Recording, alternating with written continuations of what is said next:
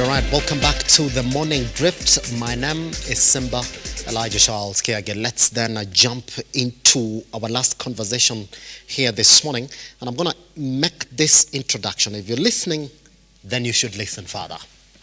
Because here it is. Let's look at a national police service record for all motorcycle accidents from May 2022 to October 2023. Now listen to these numbers.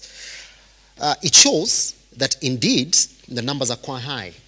9,996 people were directly affected by motorcycle crashes during this period, with a total, now wait for it, 2,384 fatalities. 5,581 serious injuries and 2,031 slight injuries. Now we continue. The data also shows that when comparing pillion passengers and Boda Boda operators, the latter are more likely to die as a result of motorcycle crash, constituting, now wait for this, 74% of the total number of deaths recorded during the 18 months. The Boda Bodas are contributing 74% of the deaths that were recorded between May 2022 and October 2023. And you see that number also includes passengers in it. Good. Then when you look at some of the issues that were pointed out in this particular report, they say that consequently, some of the biggest contributors in this are, number one, lack of safety precautions. They say most riders go out without proper attire, protective attire, knee caps, protective jackets, but most importantly, helmets. But then they say, if you look at majority of those passenger deaths, almost all of them lacked helmets and protective clothing. Oof. So you do know then what our conversation is about this morning. So this morning, we want to tell you as a Boda Boda rider and as a passenger why helmet ni lazima. All right, then this morning, let me introduce to the conversation John Njeru, who's the National Executive Chairman, United Boda Transport Association. John, how are you doing, sir? Yes. Uko fiti, eh? All right. Yes. Also joining us this morning for this particular conversation then, so we put it into proper perspective, we do have Elijah Muga, who is the Secretary General, United Boda Transport Association, founder, Helmet Lazima Boda Safety Campaign. Elijah, how are you doing, sir? Very fine. Good morning, Elijah. Good morning. Elijah, I want to start with you. Yes. That's a big number. That's 74% of the accidents that we're recording on these roads, especially within May to October 2023, according to this NPS report, are Boda Boda accidents. And they say here that the contributors are that majority of these guys would survive, but then they get into these accidents without safety clothing, yes, but most importantly, protective helmets. Now I'm going to read for you those numbers as well. Yes. That if you look at these numbers again, because we have to talk about it, that 5,581 of those 9,996 were serious injuries. Yes. And 2,031 were slight injuries. You can see, Elijah, that chances are that when you get involved in a road accident involving a Boda Boda, you're going to be seriously injured. Injured, yes.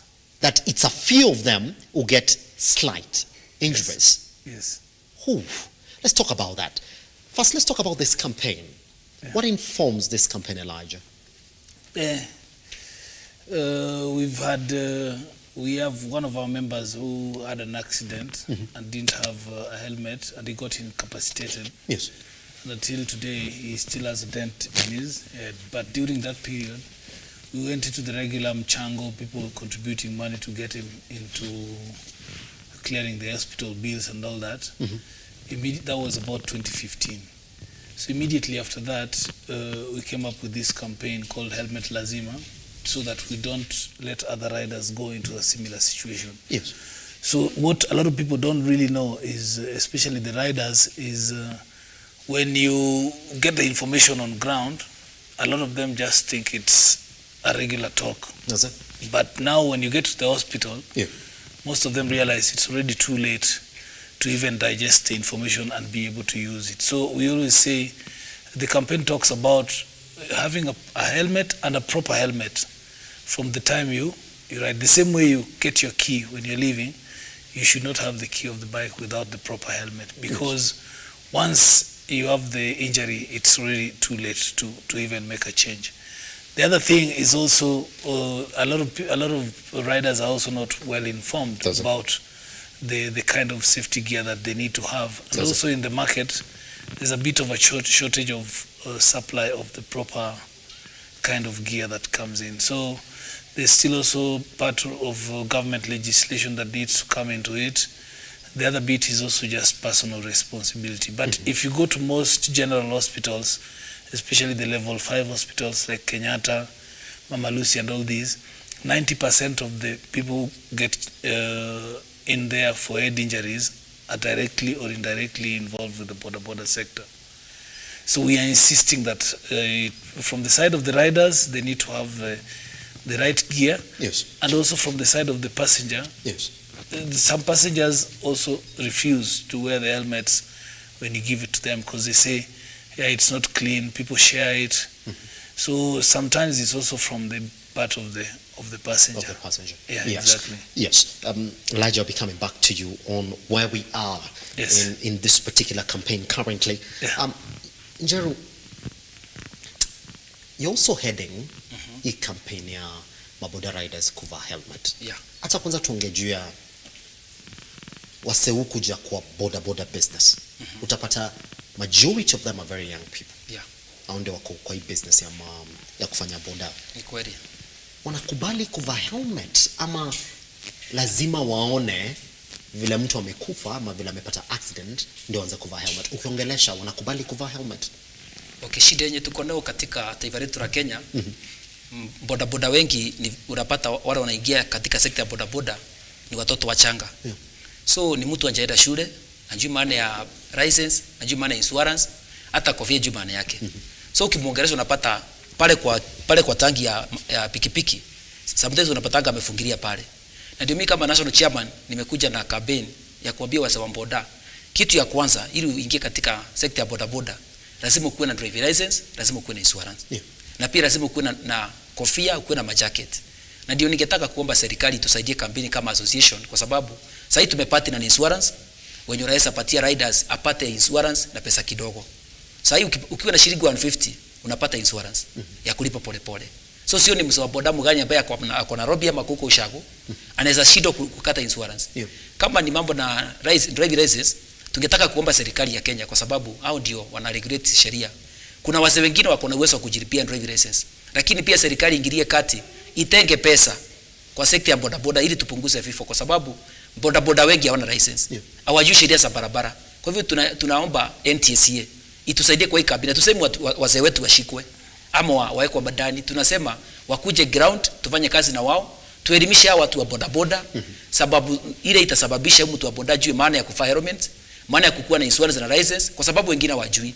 So tunaomba tunapofanya kampeni ya kuelimisha members wetu, kwa sababu hatuna ile nguvu kabisa ya kuregulate sheria ili hao wazee wetu wafuate sheria, tunahitaji NTSA pia wakuje katika kampeni yetu. Tufanye mikutano kaunti zote 47, tuelimisha hao members wetu, na pia serikali ya Mheshimiwa William RUTO kama vile inatenga pesa katika sekta zingine. Unapata kama sekta ya majani chai, sekta ya sukari, kuna pesa inatengwa. Saa zingine unapata wamelipa ndeni ya ile company. Hata katika sekta yetu ya boda boda kama sisi tunaomba watutengee pesa kama serikali, tuweze kufundisha members wetu, kwa sababu ni haki yetu. Na pia tunakumbuka vizuri katika wakati serikali ilikuwa inaingia madarakani, walikuwa nasema serikali ni ya watu wa boda boda, ni ya watu wa mama boga. Sasa tukiangalia ule mtu wa boda boda ambaye alitumika kufanya serikali chaguliwe, amesaulika. Unapata sehemu zingine wanashikwa ni kama wanyama. Sikatai wanafanya makosa, lakini kuna njia ya kuwasaidia, waelimishwe, wafundishwe namna ya kukaa kwa barabara, na sio pia wasaidiwe kama ni license. Serikali iko na uwezo wa kutoa nini, kusema kwa miezi 3 ijayo hakuna kulipa driving school, isimamie. Na hiyo ndio pendekezo langu, serikali ikuje pia ground isaidie hao watu wa bodaboda. Mimi sitaki kuona tena wakiendelea kukufa. Kwa sababu ukiwaambiwa akate license wanasema pesa hawana. Wako na pesa kidogo. Kwa hivyo na challenge wale viongozi tulichagua, kuanzia president, kuanzia deputy wake, hata mangava na ma MP watumie wakati wao vizuri. Nasikia tunajua tuko na CDF. Na inaweza tumika pia kuelimisha wale watu wetu pale mashinani. Tuko na MCA, tuko na governor. Na unaona kila county tunapoteza members wetu ama wanagonga watu kwa barabara. Sababu kumi inafanya mtu wa bodaboda afanye ajali. Unapata wakati ako kwa barabara, akigusa gari ya mtu ana license, ana insurance. Kwa hivyo akisimama bike yake itachukuliwa na serikali ama atawekwa jela. So ni njia yake apotee, aende akiendanga. Hata unaona bodaboda akifanya makosa asimamangi. Lakini tukiregulate watu wetu na tuwasaidie wapate document, utapata mzee wa boda hata akigonga gari atakuwa na simama, wanaongea kama ni kulipa niso inalipa. Lakini kwa sasa majority wengi hawajui maana ya insurance, hawajui maana ya driver license. Ndio maana tumeanza kampeni kama United Border Transport Association tuhakikisha kila sehemu ya Jamhuri yetu ya Kenya mzee ambaye anaendesha pikipiki, kitu ya kwanza tumemregister katika association, tumemfundisha ingie kwa sako yenye iko karibu na yeye, na tukimregister tunamwambia kama ana document tunamsaidia venye ataweza kupata ile document. Kama ana pesa ni jukumu letu pia hata sisi tuweze kumuonyesha mali anaweza kuchukua loan. Kama iwezekani serikali ile itabakia ituongezee. Kwa hivyo kabini tumianze kama association, tunataka kuona ifikapo mwaka ujao wakati kama huu tunataka kuhakikisha kwamba hakuna bodaboda katika nchi yetu ya Kenya atatembea kwa barabara bila license, bila insurance, bila helmet na bila zile zinahitajika, ndio zinahitajika. Na mimi pendekezo kama chama nataka kuona ya kwamba katika Afrika sekta ya bodaboda ikuwe namba moja katika mpangilio, na watu wa boda wakuwe wanaheshimika, si vile wanadharurika saa hii. Tutawapanga, na ndio maana tumekuja mahali hapa. Na Njeru nitarudi kwako, kwa sababu kuna hilo jambo la mtu wa bodaboda ni kama amekuwa shida hata kwa serikali yenyewe. Kwa sababu kuna watu wanasema hata askari akitaka kumshika ni rahisi sana mtu wa bodaboda kutoroka. Ndio tutakuja kwako tuone like hapo kutakuwa na suluhisho gani. Elijah, I want to get back to you on this as well. Yes.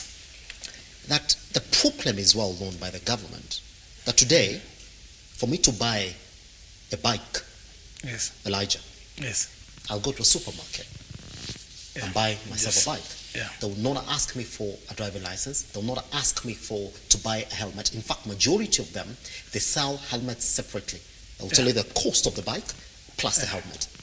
Some people will go in and just say, give me the bike. I don't have to get the helmet. The helmet with it, That's it. They will never ask me for insurance. They will never ask me for any other registration. They will just let it go. It's different from buying a car in this country.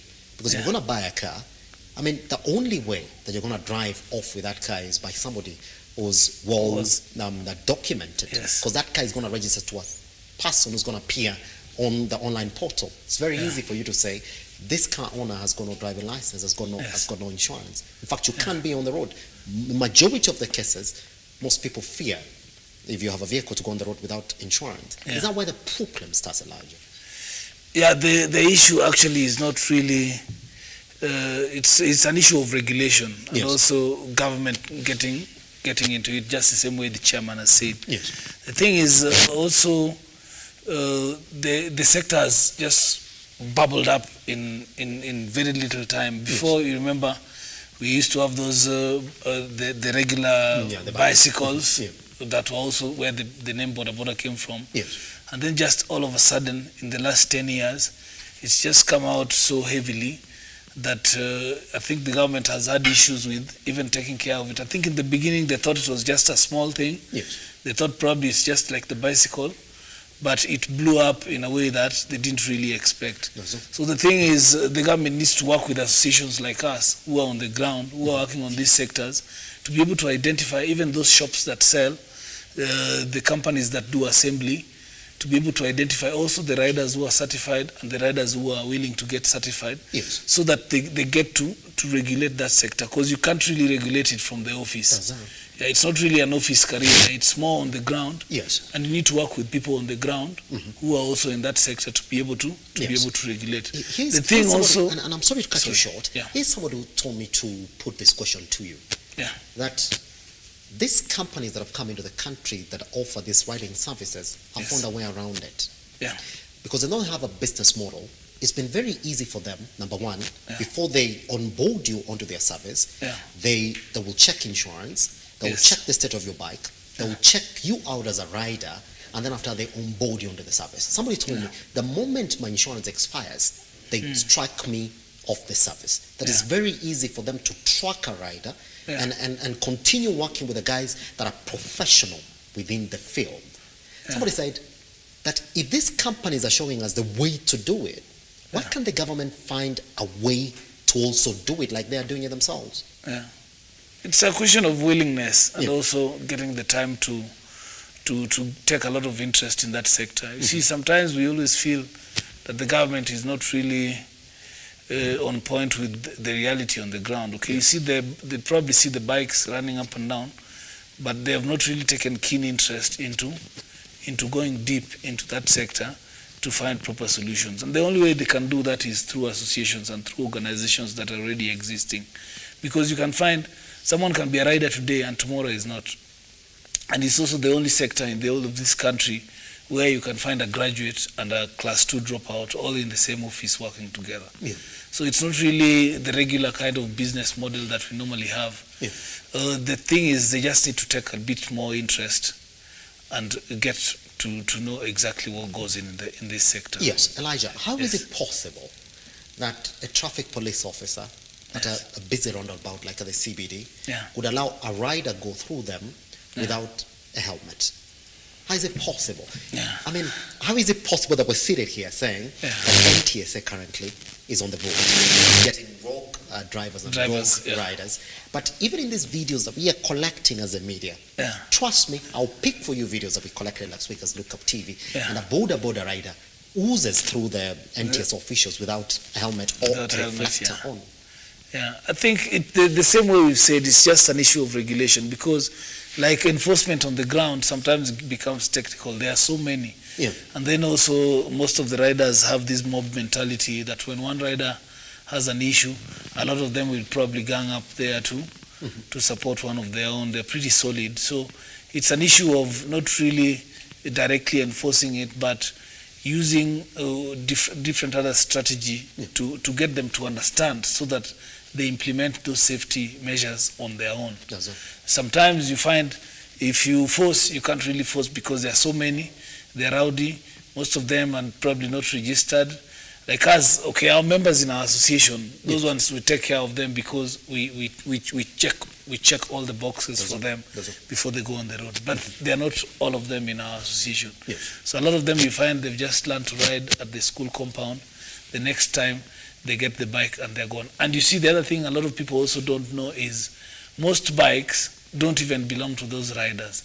There are a lot of regular Kenyans who've bought the bikes and they've rented them out to some other riders who are using them and paying them daily. Yes. So whenever sometimes there's an issue, the rider would probably abandon the bike there and just leave them there. So it's the government needs to be more interested, the same way Chairman has said. The government needs to be more interested. The government needs to put funds aside to be able to go into the steps to regulating that sector. The government needs to check also who imports, who assembles on the ground, and have that database so that they're able to do the implementation of all these programs directly to these people, because you can't do it without that data. Yes. Yes. Njero, acha nikuje kwako saizi. Ndio tuanze kuona kama ukweli hii blame ya eti watu wanafanya kazi kwa boda boda ni ungovernable, like huwezi waongelesha, huwezi washika, huwezi wafanyia kitu yote. Tangu anze campaign umeona improvement kwa ground, like wanakuja wanasikiza na out of the members uko nao kwa hii association kuna enyewe wameelewa, like ride bike lazima uwe na helmet, lazima uwe na reflector, lazima ufuate rules, lazima uwe na insurance. Na mnafanyaje ndio muone wale wana flout rules within your association? Okay. Tangu tuanze kampeni, majority wale members kuna watu zaidi ya 300 sahi na hawakuwa na document na wamekobrai sababu wameona uzuri wake. Tatu nilikuwa nasema hivi hapo awali, serikali ikitusaidia kwa hii kampeni kufundisha our riders wetu uzuri wa kutembea na license na insurance. Nataka kujaribu ku reach out kwa serikali. Already tumeongea na NTSA na wametupatia blessing, wako tayari kufanya kazi na sisi. Chenye tunataka kusema ni hivi, wakati wa John Mishoki, wakati nilikuwa conductor wa matatu, nakumbuka hiyo siku tuliambiwa kama una PSV usilipisha gari. Nakumbuka magari zilisimama zote na shirika RUTO. So baada ya kutrain hao watu wetu, tuko tayari kunegotiate na serikali, tuambie sasa after training wacha sasa sheria ifanye kazi yake. Kama mtu ana license ana insurance, wacha serikali ifanye mkondo wake. Tatu nasema kampura tuende tutangaze msimamo kama association. Tunaomba serikali pia itusaidie. Kama ni wale watu wana documents sahihi kwa sababu wako willing kuchukua documents, wapate zile support, wapate ile fund hata kama ni ya MP ama ni ya governor. Before tuseme washikwe, wacha kwanza wasaidiwe wakuwe na documents. Then wale watakataa kuwa na documents, tuko tayari kuambia waziri afanye kazi yake. Na pia tungetaka kuambia waziri wetu Bwana Murkomen afuate step zile John Mishoki alikuwa anafuata. Kwa sababu John Mishoki nakumbuka sio rais alikuwa anamuamulisha afanye kazi. Nataka niambie wale mawaziri tuko nao katika serikali ya Mheshimiwa William Ruto, mmepewa kazi mfanyie wananchi kazi. Si mngojee rais awapange kazi. Ni nyinyi mjipange. So tukiona vile vivyo watu wa Kenya wanaendelea kukufa, upande wa boda boda hata matatu, hatuna furaha. Sababu ni jukumu la serikali wajue kwa nini watu wanakufa katika ajali. Kama ni bambu ziwekwe, kama ni madereva waangaliwe. Hatusemi washiko, tunasema waangaliwe, kwa sababu unapata mtu mwingine anafanya kazi masaa mingi. So ule mtu unapata ili afanye ajali, si kupenda kwake ni usingizi. So tunataka kusema kama association ya boda boda, tunapofanya kampeni ya kuambia members wetu wafuate sheria za barabara, pia serikali pande yake iamuke. Kama ni kuja kwa mipangilio yetu tunapofanya training, tunahitaji waziri akuje ground. Hata yeye aweze kuambia members watu wetu lazima tufuate sheria. Sisi tunasukuma hii agenda, boda boda pale nje wanaona kama tunawaseti, ni kama tunawauza. Hata wale wako jibali zaidi ningetaka niseme ya kwamba hatuko hapa kuwaseti ili mkamatwe. Tuko hapa kuwaomba, tafadhali ukiwa na driver license inakusaidia wewe. Ukiwa na insurance inakusaidia. Sasa mimi niko na uchungu sana sababu ukienda katika Kenya mzima, kila police station mapikipiki zimejaa pale. Nimefanya uchunguzi wangu kama chema nikakuta ya kwamba unapata mtu mwingine aligonga gari ya mtu. Alikuwa afanye lipe shilingi 2000. Hii kwa sababu ya yule uoga akaacha pikipiki akaenda akakopa nyingine. So hata leo ningetaka kuomba serikali yenye tuko nayo sasa hii. Hizi pikipiki ziko katika station. Ningeomba mtusaidie kama media. Siachiliwe zote ziende wenyewe warudishiwe. Juu wengine si makosa kubwa walifanya. Tuko na watu wako jela sasa hivi wamefungwa. Juu ya makosa kidogo sababu hawakuwa najua maana sheria inafaa ifanye namna gani. Wengine walifanya makosa sababu hawakuelimishwa. Kwa hivyo ningeomba hata waziri wa transport atembee kila prison. Aone wale watu wa boda boda wako pale prison. Walishikwa kwa makosa gani? Tungetaka kuona wakiachiliwa. Wavudishwe, warudi kazi. Na zile pikipiki ziko station pia. Tungetaka kuona zikiachiliwa huru. Sababu asiko pale kwa sababu zinafaa kuwa bandi pale. Ni yule rider wetu ambaye alikuwa pale nyuma, hakuwa anajua maana ya kutembea kwa barabara. Na leo tuko tayari kuwafundisha, wajue maana ya kukaa kwa barabara, kuendesha pikipiki na watabadilika. Mimi sitaki kuwa chiama na nione pia watu wetu wanaendelea kuteseka. Mtu alichukua pikipiki na loan, iko pale police station, iko pale kwa county government. Na ukichunguza ile kitu imefanya pikipiki kae mahali pale, ni kitu kidogo. So tunasema economy imeharibika Kenya na sasa zingine serikali inachangia kuchukua pikipiki zetu, wanaweka station, members wetu wanabaki nyumbani. Ndio maana unapata sasa zingine ukora inaendelea. Mtu alikuwa na pikipiki yake, umemnyang'anya na hana bahati pa kufanya kazi. Utapata anaanza ukora. Kwa hivyo ningeomba tunapofanya kampeni ya kuelimisha members wa boda boda Kenya mzima, serikali pia ikuje karibu na sisi, na ndio tumesema Wizara ya Transport, maana mmepewa pesa mingi ya kuhakikisha sekta ya transport inaendelea vizuri. Watumie hizo pesa pia kuelimisha watu wa boda boda. Na pia tunahitaji hizo pesa mmepewa sikuje kwa association ili tupeleke wa vijana shule wasome. Na tungependa pia wizara ifanye kitu kidogo sana. Hii association yetu na Masakos, tuko tayari kutembea hata kama ni Rwanda. Tusome mahali pale venye kunaendelea pale ili hata watu wetu hapa Kenya wajue ni kwa nini Rwanda sheria ya traffic inafuatwa na ni kwa nini Kenya sheria ya traffic haifuatwi. Hapo ndio nataka tuhakikisha kwamba tumeshinda Rwanda, tumeshinda Tanzania, tuko namba moja. Na katika muhula wangu kama chairman, niko tayari kusaidia serikali nihakikisha mtu wa bodaboda after 1 year hakuna mtu atatembea kwa barabara bila license. Hakuna mwenye atatembea bila insurance. Niko tayari kuhakikisha nimewaelimisha, nimewasaidia, wamepata hata kama ni bado watapata mkopo, wapate zile documents. Pretty much. Yes. Here's what I'm looking at, Elijah. Because if you're going to have a successful campaign, then you have to look at the numbers that you're looking at. If you look at the NTSA records, I mean, they don't have the exact numbers. Because say, even as you do the records today, by the end of this month, you have a huge number of guys who are coming in. As of 8 January 2024, they had them about 3 million thereof. And they're saying about, because they're telling you... There's some that are not recorded. That's it. Yes. And so, if you're going to have a successful campaign, we've seen exactly what majority of matatus have done across the country. There was a lot of outcry of how majority of these matatus, they couldn't be known where they came from. You couldn't even where they did, they put them in circles. Yeah. So all these circles have got a management office where somebody can go in and say, matatu so and so. Yeah. So from there, you will find the names of the drivers, the names of the conductors. It's very easy for you to put them to book. Yeah. If you're talking about 3 million plus as of this year, and here you are with a campaign of Helmet Lazima. Elijah, what are you going to do to make this campaign successful? Because today you have probably 50 new riders who have come into the market or looking to make a kill. What are you currently doing just to push this market? To say that, well, we're pushing it to a level where we can say, at this point, maybe then it can catch on. Yes.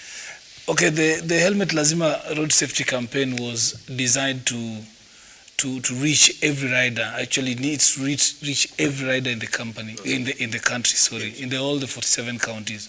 What we do is we work with associations like us now at the Border Transport Safety Association. What we do is we group them into, we register the chairman. And now we have like a protocol of working. We register the chairman, and the chairman registers his group and his circle, and then all those that are registered under him are under his responsibility, basically. So we have that chain because we can't really go direct to the rider. We have to have a way of working and a protocol that we can discern information from the top all the way to the down. So here we register the chairman of the groups, and then every chairman comes with 20 or 30 people in his group registered under him. So whenever we need to talk to like the riders down on the ground, we don't go directly to them, we go through the chairman. And that is exactly what I was saying. That's the only way you can do it, is working with a way that the information can be moved all the way from the top to the bottom, because the chairman know exactly who and who is in his group. And a few years back, the government insisted that all the riders be registered in groups and circles. So that has really helped us, because when we started that wasn't really existing. But now we try to push every rider to be registered in a small group. Hata kama ni hiyo shimo tu mali yuko, they always have a leader hapo. Whenever something happens, you see them doing the mchangos, you see them coming together to do stuff together. So we always insist that to be a member of the association, you need to be a member of a group. Then now we register the group and we register the chairman with it. Yeah, so that's how we basically move the information all the way to the ground. Yes. Yes. Somebody again, but going back to these companies that are now selling motorbikes in the country on a high scale. Yeah. And they said that the problem has to start from now. Because if I am, for example, like Elijah, you go in and buy 10 bikes. Yeah. I mean, you should be forced to get the helmet with it. Yeah. That's it, to go with the helmets with it, one, and also state who's going to ride this bike. Ride these bikes, yeah. That it's not just a handout if you want to stem out this problem. Yeah. That you will come in with insurances and registered riders who will come in and then say, this is a registered rider. Yeah. Somebody asked me this question, and I'm going to put it to you this morning, that if indeed you are an association and you want to make sure that you have compliant riders within the country, then why don't we have compliant riders who've got insurances, who are registered on a platform, so that these people doing these businesses can actually pick them from there? Because currently as it is, if I buy 10 bikes today, nobody stops me from buying 10 bikes today, I'm not going to know who to give them to. And probably the next rider who's going to come and use this one has no insurance. But because I don't know who to pick from, I'm just going to give it to the next available rider. Yeah, the issue is still about regulation, because as we try to, all these companies that work with riders like Uber, Bolt, Glovo, the ones who use a lot of riders, we always tell them, we always advise them to take riders who are from the association, because the riders who are from the association are like rightfully registered. Because you see, the thing is, sometimes they just make a call for riders and they just pick every Tom, Dick and Harry from everywhere, who probably sometimes come with papers that have been forged or fake. So as what we would normally tell them is, whenever you're looking for riders, go to an association that is registered, so that you get riders from that association in a way that if you have a problem, you can always go back to the association. If one bike has a problem, then you go back to the association, because as we have a database of all our riders, we have about 1,600 riders probably registered, and those ones, we have their licenses, we have their insurances that are for those bikes, and we try to insist that they have all the documentation that you need before they are able to go to the companies to work. So if the company has an issue, they don't really look for the riders direct. They look for us, and as we go now to get the rider direct. That's it. Yeah. All right.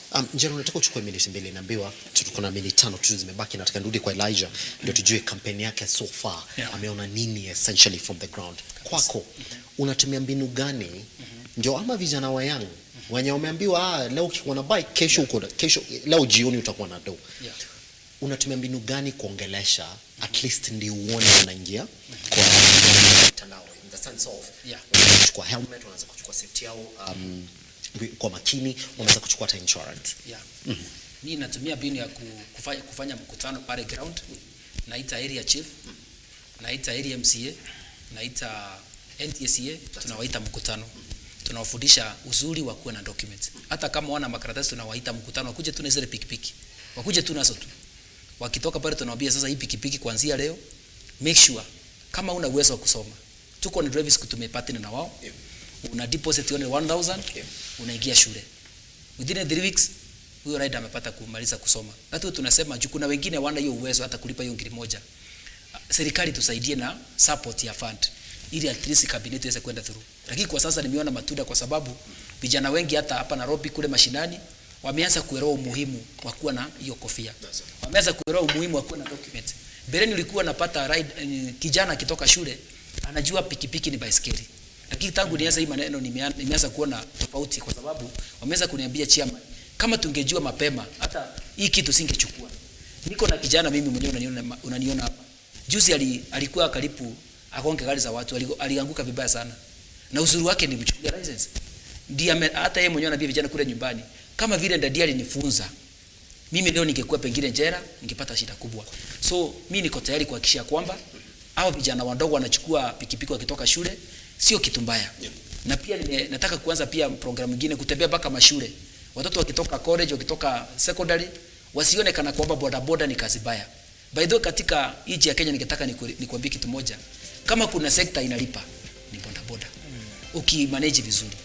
Ukienda pale mashine unapata mzee wa boda, akipata pesa kidogo ni shilingi 700 hata umoja. So tuseme mtu anapata hata umoja kwa siku, hiyo ni kama 30k. Kuna mtu ako kwa kampuni anapata 10,000, hata 12,000.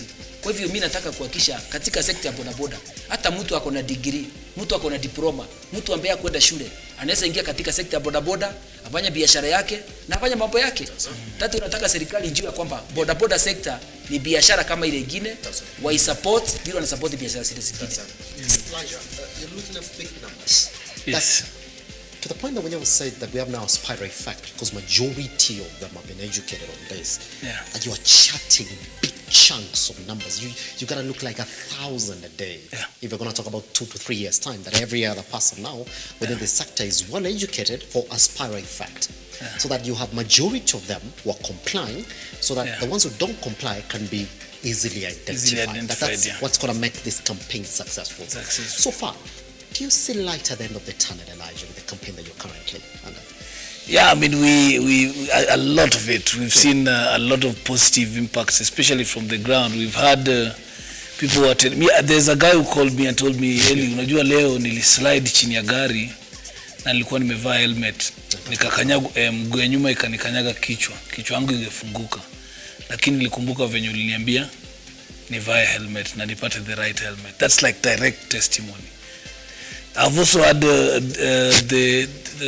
a call from a lady who was saying kijana yangu alikuwa amepata accident, lakini niliinsist avae ile helmet kutoka kwa ile campaign venye nilisikia mkitangaza mtu avae helmet yake, na yeye alifanya nini? Alisaidika sababu alipata accident and he didn't hurt the head. So I mean, there's positive impact. Of course, the campaign takes a couple of years to be able to run down into people's minds, because we want it to be like a self-inflicted procedure. Because we can't really force people to carry the helmets and to use them. But we can convince them that this is a good idea to have. You see, some of them have them, but wanazifunga pale kwa tank, they don't use them.